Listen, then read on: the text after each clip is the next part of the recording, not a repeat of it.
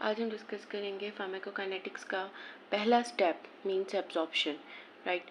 अब जो एब्जॉर्प्शन है ना, उसको उसके डिफरेंट मैकेनिज़म्स होते हैं, ठीक है। अब ड्रग हमारी बॉडी में एब्जॉर्ब कैसे होगी, इधर through passive diffusion, facilitated active transport या एंडो एक्सोसाइटोसिस। तो हम इनको थोड़ा थोड़ा देख लेते हैं। पैसिव डिफ्यूजन में जो है वो ड्रग हमेशा मूव करेगा अक्रॉस द ड्राइविंग फोर्स जो होगा ना ड्रग को मूव करवाने वाला, वो होगा due to concentration gradient, means concentration difference across the membrane. ये आउटर मेम्ब्रेन होता है, ये सेल के अंदर की मेम्ब्रेन शो करवाई हुई है, ठीक है। तो हाई कंसनट्रेशन से लो कंसनट्रेशन जो है वो ड्रग जो है वो मूव करता है, ठीक है। इसके अंदर कोई कैरियर इन्वॉल्व नहीं होता, सिर्फ ये जो कंसनट्रेशन डिफरेंस होता है ना उसकी वजह से मूव करता है। और mostly vast majority of the drugs जो हैं वो ऐसे ही एब्जॉर्ब होती हैं। और ये सेचुरेबल सिस्टम भी नहीं होता कि सेचुरेशन हो जाती है। जो वाटर सॉल्युबल ड्रग्स होती हैं वो सेल में ब्रेन में से गुजरेंगी थ्रू एक्वस चैनल और पोर, ठीक है। और जो लिपिड सॉल्युबल ड्रग्स होती हैं ना वो क्विकली मूव करेंगी थ्रू बायोलॉजिकल मेम्ब्रेन, ठीक है, due to solubility in these lipid bilayers, ठीक है। फिर हमारे पास आता है फैसिलिटेटेड डिफ्यूजन। फैसिलिटेटेड डिफ्यूजन में हमने ये देखना है कि ये भी टाइप है पैसिव डिफ्यूजन की, बट इसमें transmembrane carrier proteins present हैं। यहाँ पे हमने देखा था कि कैरियर प्रेजेंट नहीं था, यहाँ पे कैरियर प्रोटीन्स प्रेजेंट हैं, ठीक है। और ये रिलेटिवली लार्ज मॉलिक्यूल्स के लिए यूज़ होता है, ठीक है। फैसिलिटेटेड डिफ्यूजन, इसमें भी एनर्जी की रिक्वायरमेंट नहीं होती, बट इसमें सेचुरेशन हो सकती है। यहाँ पे कैरियर प्रोटीन्स जो हैं वो मूव करवाएंगी ड्रग को अक्रॉस द मेम्ब्रेन, राइट। अब हमारे पास जो है ना एंड इसमें जो है ना ड्रग्स जो भी मॉलिक्यूल्स हैं ना वो बाहर से अंदर की तरफ मूव करेंगे थ्रू दीज कैरियर प्रोटीन्स, इसके साथ बाइंड करेंगे और फिर ये अंदर की तरफ मूव करेगा। ये सेचुरेशन इसमें ऐसे हो सकती है कि ढेर सा compete कर सकते हैं आपस में इस बाइंडिंग साइट से बाइंड करने के लिए। फिर हमारे पास है जनाब एक्टिव ट्रांसपोर्ट। एक्टिव ट्रांसपोर्ट जो है इसमें स्पेसिफिक कैरियर प्रोटीन्स हैं, ये चीज़ याद रखनी है, स्पेसिफिक कैरियर प्रोटीन्स हैं इसमें। जो है ना फैसिलिटेटेड डिफ्यूजन, उसमें हमने एक पॉइंट मिस किया है कि जो transmembrane carrier proteins present हैं, जब इनके साथ ड्रग बाइंड करेगी तो इनके स्ट्रक्चर में चेंज आएगा, कन्फॉर्मेशनल चेंजेस आती हैं। एक्टिव ट्रांसपोर्ट के अंदर ऑफ कोर्स ये एनर्जी डिपेंडेंट है, ठीक है, ये एनर्जी डिपेंडेंट होती है। इसमें इसके अंदर जो ड्रग है वो कैसे मूव करेगा, स्पेसिफिक कैरियर प्रोटीन्स प्रेजेंट होती हैं मेम्ब्रेन में, ठीक है, प्लाज्मा मेम्ब्रेन में। एक्टिव ट्रांसपोर्ट में जो है जो एनर्जी जो मिलेगी वो होगी एटीपी से, एटीपी जो है कन्वर्ट हो जाएगा एडीपी में, राइट। और ये these are capable of moving a drug against the concentration gradient. मतलब ऊपर हमने देखा है कि ये ड्रग मूव करती है पैसिव में लो से high concentration to low, but it can move against concentration gradient, low से हाई मूव भी कर सकती है।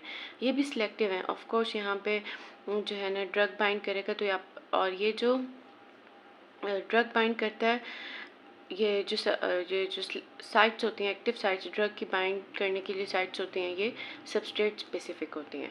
फिर एंडोसाइटोसिस और एक्सोसाइटोसिस, इसमें ये देखना है कि जो बहुत ज़्यादा लार्ज साइज़ की ड्रग्स होती हैं, ठीक है, उनमें जो मॉलिक्यूल है वो जो एंडोसाइटोसिस होता है और एक्सोसाइटोसिस। एंडोसाइटोसिस में जो ड्रग होता है ना सेल में ब्रेन उसको इनगल्फ कर लेता है और ट्रांसपोर्ट करता है in the cell by pinch off करके ड्रग फील्ड वेसिकल को।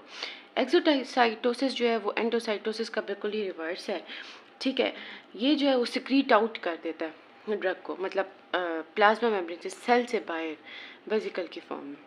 अब विटामिन B12 जो है इसकी एग्जांपल है। Vitamin B12 is transported across the gut wall by endocytosis. और जो न्यूरो ट्रांसमीटर्स हैं नॉरएपिनेफ्रिन वगैरह वो न्यूरॉन्स में स्टोर होती हैं और वो जो है these are release by exocytosis. अब ये कुछ चीज़ें ये जो हम देख ली हैं ये, फिर हमने देखना है कि फैक्टर्स अफेक्टिंग ड्रग एब्जॉर्प्शन, इसको बहुत ध्यान से सुनना है, ठीक है। सबसे पहले जो फैक्टर है ना वो पीएच है। बहुत सी ड्रग्स होती हैं हमें पता है, कुछ वीक एसिड्स हैं कुछ वीक बेसिस हैं। अब जो एसिड्स हैं वो प्रोटॉन रिलीज़ कर देते हैं। ठीक है, ये एसिड्स हैं, उनकी करैक्टरिस्टिक भी होता है। जो वीक बेसेस होती है ना, बेसेस वो भी रिलीज़ कर सकती हैं, लेकिन जो प्रोटोनेटेड फॉर्म होता है इनका, वो यूजुअली चार्ज्ड होता है, और लॉस ऑफ प्रोटॉन को लॉस करके ये अनचार्ज बेस बनाते हैं। ठीक है, ये प्रोटॉन को जब ये लॉस करते हैं ना, तो ये अनचार्ज बेस बनते हैं, और ये प्रोटॉन को लॉस करने के बाद ये चार्ज्ड एनाइन बन जाता है। अब एक बात याद रखनी है कि जब भी ड्रग ने मेम्ब्रेन में से ड्रग ने अगर हमारी सेल मेम्ब्रेन में से पास होना है, तो ड्रग को अनचार्ज होना ज़रूरी है। अगर वो वीक एसिड है, अगर वो एसिडिक है, तो प्रोटोनेटेड फॉर्म जो है HA की, वो मेम्ब्रेन में से गुजरेगी। ठीक है, प्रोटोनेटेड फॉर्म, राइट। और अनचार्ज होना ज़रूरी है, जिस तरह के मैंने आपको बताया ना, ड्रग को मेम्ब्रेन में से क्रॉस होने के लिए अनचार्ज होना ज़रूरी है। ये वीक एसिड है और ये वीक बेस है। अब जो एसिड है, इसमें जो है इसका जो चार्ज एनाइन है, ये तो नहीं पास करेगा, ये प्रोटोनेटेड फॉर्म में ही मेम्ब्रेन में क्रॉस करेगा, मेम्ब्रेन को क्रॉस करेगी। ठीक है, लेकिन जो वीक बेस होती है, उसमें जो अनचार्ज फॉर्म होती है, वो पेनिट्रेट कर सकती है। ये देखिए, अनचार्ज बेस ये पेनिट्रेट करेगा मेम्ब्रेन को, और इसमें प्रोटोनेटेड फॉर्म, ठीक है, और इसमें अनचार्ज फॉर्म, क्योंकि ये बेस जो है वो प्रोटॉन रिलीज करने के बाद अनचार्ज है, और ये प्रोटॉन के साथ अनचार्ज है, और ड्रग ने हमेशा अनचार्ज फॉर्म में मेम्ब्रेन में से पास होना है। ठीक है, अब हमने अगर ये चीज़ पता करना है ना कि ये जो ड्रग है, ड्रग में कितनी ड्रग मेम्ब्रेन में से पास होगी, तो हमने देखना है रिलेटिव कंसंट्रेशन कि कितनी हमारे पास चार्ज ड्रग है, कितनी अनचार्ज ड्रग प्रेजेंट है। ठीक है, ये चीज़। दूसरी बात ये है कि पीके वैल्यू पे डिपेंड कर रहा होता है। पीके वैल्यू क्या होती है? पीके वैल्यू होता है कि मेजर करते हैं हम स्ट्रेंथ इंटरेक्ट करने की कंपाउंड की विद द प्रोटॉन। जो हमारा ड्रग है, वो प्रोटॉन के साथ उसका इंटरेक्शन की स्ट्रेंथ क्या है। ठीक है, अब अगर जो पीके की वैल्यू जो होती है ना ड्रग की कम है, ठीक है, तो ड्रग जो है वो एसिडिक है। अगर पीके की वैल्यू जो है ना वो ज़्यादा है, तो ड्रग जो है वो बेसिक है। ठीक है, अब ड्रग जो है वो इक्वली डिस्ट्रीब्यूट कैसे हो जाता है? ये जो ड्रग जो मतलब सेल के बाहर है और फिर ये इसने अंदर की तरफ मूव करना है, तो डिस्ट्रीब्यूशन इक्विलिब्रियम कब अचीव होगा? जब जो परमिएबल फॉर्म है ना ड्रग की बॉडी के अंदर प्रेजेंट, वो एंटर हो जाए, जितना भी जो इक्वल कंसंट्रेशन में सारी की सारी मतलब बॉडी वाटर स्पेसेस में इक्वल कंसंट्रेशन में ये परमिएशन हो जाए इसकी, या ये एंटर हो जाए। ठीक है, फिर हमारे पास जो दूसरी चीज़ है ना वो ब्लड फ्लो है, कि ब्लड फ्लो पे एब्जॉर्प्शन डिपेंड कर रही होती है। ये तो ज़ाहिर ही बात है कि जहाँ पे ब्लड फ्लो जो है ना वो ज़्यादा होगा, ठीक है, ब्लड फ्लो ज़्यादा होगा, तो वहाँ पे जो है ना वो ड्रग की एब्जॉर्प्शन जो भी जो है वो ज़्यादा होगी। अब हमारे पास इंटेस्टाइन इंटेस्टाइन जो है ना गट वॉल जो है हमारी, उसमें इंटेस्टाइन को सबसे ज़्यादा ब्लड मिलता है। ठीक है, ब्लड फ्लो उसकी सबसे ज़्यादा है, तो स्टमक से ज़्यादा एब्जॉर्प्शन अच्छी जो है वो इंटेस्टाइन में होती है। अब बॉडी के अंदर कभी कभी शॉक की कंडीशन हो जाती है, जब हाइपरटेंशन हो जाती है, ब्लड प्रेशर लो हो जाता है, ठीक है, तो वहाँ पे जो है वहाँ पे जो ब्लड फ्लो है वो कम हो जाता है। तो इसमें ना सबक्यूटेनियस अगर हम ड्रग को एडमिनिस्टर करें ना, तो ड्रग का जो एब्जॉर्प्शन है ना वो बहुत कम हो जाती है। ठीक है, शॉक की कंडीशन में। फिर हमारे पास टोटल सरफेस एरिया, जब हमें इंटेस्टाइन में हम देखते हैं वहाँ पे ब्रश बॉर्डर्स होते हैं। ठीक है, ब्रश बॉर्डर्स होते हैं जिसमें माइक्रोविलाई प्रेजेंट होती है। ठीक है, और ये इंटेस्टाइन का जो सरफेस एरिया है ना वो 1000 टाइम्स जो है वो ज़्यादा है स्टमक के। तो यहाँ पे जो है ना एब्जॉर्प्शन जो होती है ना इंटेस्टाइन के अंदर इसलिए ज़्यादा होती है, जस्ट क्योंकि सरफेस एरिया ज़्यादा है। फिर contact time at absorption side, ये जो है गट के जो हमारा वॉल है, गट में ये हमारी गट है ना, तो ये स्टमक, ये इंटेस्टाइन। अब जो ड्रग है, ड्रग जो है वो अच्छी एब्जॉर्प्शन ड्रग की तब होती है अगर ये ज़्यादा उसका एब्जॉर्प्शन साइट पे उसका कांटेक्ट टाइम ज़्यादा हो, अगर ड्रग जल्दी से मूव करता है ना, जिस तरह पेशेंट को अब लेट्स सपोज अगर डायरिया है तो ड्रग की एब्जॉर्प्शन अच्छी नहीं होगी। अगर ड्रग आराम से गट वॉल में से मूव करेगी तो इसका स्टमक के साथ और इंटेस्टाइन के साथ कांटेक्ट टाइम इंक्रीज होगा, ठीक है। तो डेट्स वाई इसकी एब्जॉर्प्शन अच्छी होगी। इसलिए अगर फूड प्रेजेंट होती है ना स्टमक में, तो एक तो ड्रग को डाइल्यूट भी करती है, ठीक है, और जो स्टमक एस्था जो है ना, मतलब उसका जो स्लो करती है गैस्ट्रिक एम्पटिंग। तो ड्रग जो आप खाने के साथ लेते हो ना, वो स्लोली एब्जॉर्ब होती है, ठीक है। अब एक एक्सप्रेशन ऑफ पी ग्लाइकोप्रोटीन्स, ये जो पी ग्लाइकोप्रोटीन है ये बहुत इंपॉर्टेंट है। पी ग्लाइकोप्रोटीन ये ट्रांस मेम्ब्रेन ट्रांसपोर्टर प्रोटीन होती है, जो मेम्ब्रेन में प्रेजेंट होती है, ट्रांस मेम्ब्रेन प्रेजेंट होती है, ट्रांस मेम्ब्रेन ट्रांसपोर्टर प्रोटीन होती है। और ये ट्रांसपोर्ट करती है बहुत ज़्यादा मॉलिक्यूल्स को, जिस तरह ड्रग को, अक्रॉस द मेम्ब्रेन, ठीक है, अक्रॉस द सेल मेम्ब्रेन। अब ये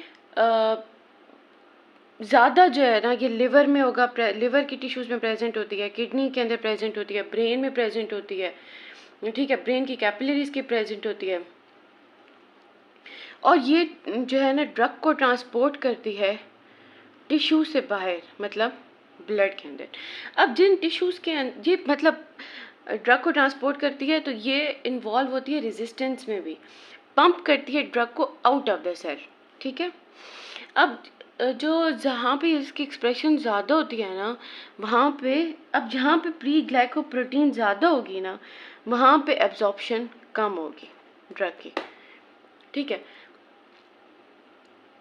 फिर हमारे पास जो है नेक्स्ट हम देखते हैं बायो अवेलेबिलिटी, बहुत इंपॉर्टेंट चीज़ है ये एब्जॉर्प्शन में। बायो अवेलेबिलिटी में आपने देखना है कि रेट और extent to which an administered drug is absorbed in a systemic circulation, ठीक है। अगर हमने 100 mg लेट सपोज पेशेंट को ड्रग दी है और 70 mg ब्लड में पहुंची है सिस्टमिक सर्कुलेशन के अंदर, तो ड्रग की मतलब जो एब्जॉर्ब हुई है सिस्टमिक सर्कुलेशन अनचेंज एब्जॉर्ब हुई है, तो बायो अवेलेबिलिटी हमारे पास आती है 70%। मतलब उस ड्रग की जो बायो अवेलेबिलिटी है वो क्या हो गई, 70%। हम डिटर्मिन कैसे करते हैं बायो अवेलेबिलिटी, डिटर्मिन ऐसे करते हैं कंपेयर करके प्लाज्मा लेवल ड्रग का after a particular route of administration.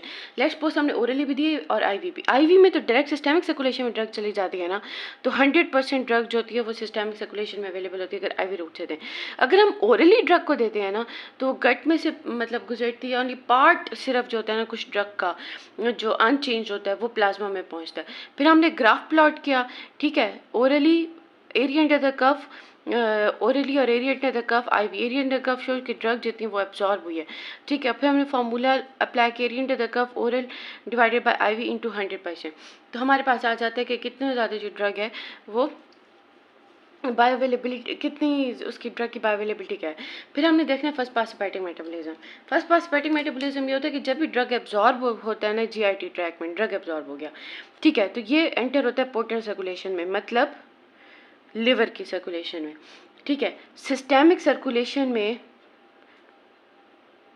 Available होने से पहले, गट से अब्जॉर्ब होने के बाद ये कहाँ एंटर होता है, पोर्टल सर्कुलेशन में, वहाँ ड्रग होती है मेटाबोलाइज, और फिर वो एंटर होती है सिस्टेमिक सर्कुलेशन में फाइनली, ठीक है। अगर ड्रग ने मेटाबोलाइज होती है इस पार्ट में, पोर्टल सर्कुलेशन में या फिर गट में, ठीक है, तो जितनी drug amount of unchanged drug entering the systemic circulation जो है ना वो हो जाएगी कम। अगर ड्रग पहले गट में से पास होती है, फिर पोर्टल सर्कुलेशन में, फिर सिस्टेमिक सर्कुलेशन में, अगर ड्रग यहाँ पे मेटाबोलाइज हो जाए रैपिडली, तो अनचेंज ड्रग जो सिस्टेमिक सर्कुलेशन में अवेलेबल होगी अपना इफेक्ट शो करने के लिए, जो सिस्टेमिकली एब्जॉर्ब होगा, जो ब्लड में ड्रग अवेलेबल होगी, उसकी कंसंट्रेशन क्या हो जाती है, कम। और इसको कहते हैं फर्स्ट पास हेपेटिक मेटाबॉलिज्म, ठीक है। First pass hepatic metabolism by the intestine, gut में इंटेस्टाइन, या फिर बाय द लिवर, ये एफिकेसी जो होता है ना ड्रग की कम कर देता है अगर फर्स्ट पास इफेक्ट ज़्यादा हो जीआईटी में और पोर्टल सर्कुलेशन में, एफिकेसी कम कर देता है। एफिकेसी मीन्स कि जब हम मतलब कितना अच्छा रिस्पॉन्स एक ड्रग प्रोड्यूस कर सकती है, ठीक है। अपने मैक्सिमम अपनी जो उसका लेवल पे, मैक्सिमम लेवल पे कितना वो कितना अच्छा जो है ना अफेक्ट शो कर सकती है, कितना अच्छा रिस्पॉन्स शो करती है। ठीक है, अब फर्स्ट पास हेपेटिक मेटाबॉलिज्म से जो ड्रग की एफिकेसी है ना वो तो कम हो जाएगी। इसके अंदर हमारे पास सबसे अच्छी एग्जांपल जो है नाइट्रोग्लिसरीन की है, एंटी ड्रग है। अच्छा, नाइट्रोग्लिसरीन जो है ना फर्स्ट पास इफेक्ट में 90% जो है ना वो रिड्यूस हो जाती है। ठीक है, क्लियर हो जाती है। इसको हम ओरली देते भी नहीं है, इसको हम देते हैं सबलिंगुअली, डायरेक्ट सिस्टेमिक सर्कुलेशन में एब्जॉर्ब हो जाती है, या इसके पैचेस अवेलेबल होते हैं। ठीक है, या इसको जो है ना आईवी रूट से डायरेक्ट ही लगा देते हैं। ठीक है, फिर हमारे पास आते हैं सॉल्युबिलिटी ऑफ द ड्रग। ये भी बहुत इंपॉर्टेंट फैक्टर है, बायोअवेलेबिलिटी जो है इस पर भी डिपेंड कर रही होती है सॉल्युबिलिटी पे। अब बहुत ज़्यादा जो हाइड्रोफिलिक ड्रग्स होती हैं ना वो भी पुअरली एब्जॉर्ब होती हैं, क्योंकि वो लिपिड, इसका जो सेल मेम्ब्रेन है ना लिपिड रिच, उसको क्रॉस नहीं कर पाती। और ड्रग्स जो बहुत ज़्यादा लिपोफिलिक होती हैं ना वो क्रॉस नहीं कर पाती हैं। अच्छा, जो लिपोफिलिक बहुत ज़्यादा ड्रग्स होती हैं ना वो भी पुअरली एब्जॉर्ब होती हैं, क्योंकि वो बॉडी का जो फ्लूइड होते हैं वो अब एक्वस होते हैं, उसके अंदर एब्जॉर्ब नहीं हो सकती। ठीक है, अब ड्रग को एक अच्छी एब्जॉर्प्शन के लिए ना ही वो बहुत ज़्यादा हाइड्रोफिलिक हो, ना ही वो बहुत ज़्यादा लिपोफिलिक हो। ठीक है, इट मस्ट बी तो ज़्यादा पोर्शन इसका लिपोफिलिक होना ज़रूरी है, मतलब लार्जरली लिपोफिलिक। ठीक है, और कुछ सॉल्युबिलिटी होती है एक्वस में, इसकी कुछ सॉल्युबिलिटी होनी चाहिए, मतलब लिपोफिलिक ज़्यादा हो, थोड़ी सी एक्वस सॉल्युबल वो। तो ये रीजन हैं कि जो ड्रग है ना वो या तो वीक एसिड्स हम बनाते हैं, वीक बेसिक फॉर्म में बनाते हैं। फिर आते हैं केमिकल इंस्टेबिलिटी। कुछ ड्रग्स होती हैं, अब जिस तरह हमारे पास ड्रग है ना पेनिसिलिन जी, वो अनस्टेबल होती है स्टमक के अंदर, स्टमक में। ठीक है, एसिड की वजह से अनस्टेबल है। अब क्योंकि इरिटेशन कॉज करती है। इंसुलिन है, इंसुलिन को भी हम ओरली नहीं लेते क्योंकि वो केमिकली स्टेबल ही नहीं रहता इसमें स्टमक के अंदर। ठीक है, बिकॉज ऑफ द इसकी प्रोटीन होती है ना, प्रोटीन इन नेचर है तो destroyed by the GIT tract, GIT tract by degradative enzymes.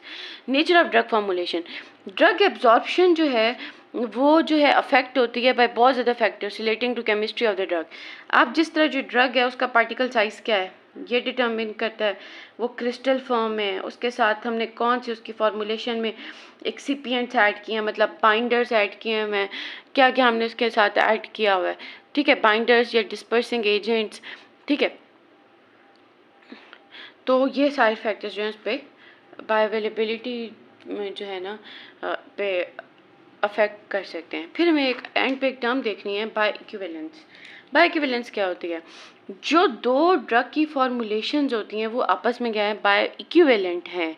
ठीक है, इफ दे शो, अगर उनकी जो बायोअवेलेबिलिटी है ना वो कंपेरेबल है, अगर उनकी बायोअवेलेबिलिटी कंपेरेबल है, ठीक है, और ब्लड में पीक ब्लड मतलब ब्लड में एक पीक प्लाज्मा कंसंट्रेशन अटेन करने के लिए ना उनका जो टाइम है वो सेम है बिल्कुल, तो वो दो जो ड्रग की फॉर्मुलेशंस होंगी वो आपस में क्या है, बायो इक्विवेलेंट है। ठीक है, अब दो जहाँ फॉर्मुलेशन हम क्या कहेंगे कि वो थेरेप्यूटिकली या फार्मास्यूटिकली इक्विवेलेंट है, कब ऐसे होगा?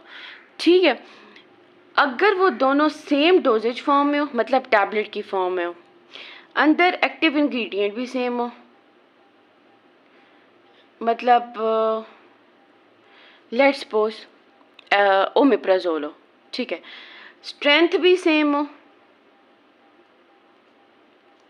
ठीक है, उन दोनों की स्ट्रेंथ भी सेम हो, स्ट्रेंथ मतलब ये भी 40 mg की है और ये भी 40 mg में, सेम रूट ऑफ एडमिनिस्ट्रेशन हो, मतलब ओरली, ये हम इसको ओरल लेते हैं, इस ड्रग को भी ओरल ले रहे हैं और इस ड्रग को भी ओरल ले रहे हैं, डोजेज फॉर्म सेम हो, मतलब टैबलेट या कैप्सूल में हो, एक सेम एक्टिव इंग्रेडिएंट और लेट्स सपोज ओमेप्राजोल सॉल्ट है, स्ट्रेंथ सेम हो, 40 mg के हैं दोनों, रूट ऑफ एडमिनिस्ट्रेशन सेम हो, मतलब दोनों ओरल ही हैं। ठीक है, तो और इनका जो क्लिनिकल और सेफ्टी प्रोफाइल है वो भी सेम हो।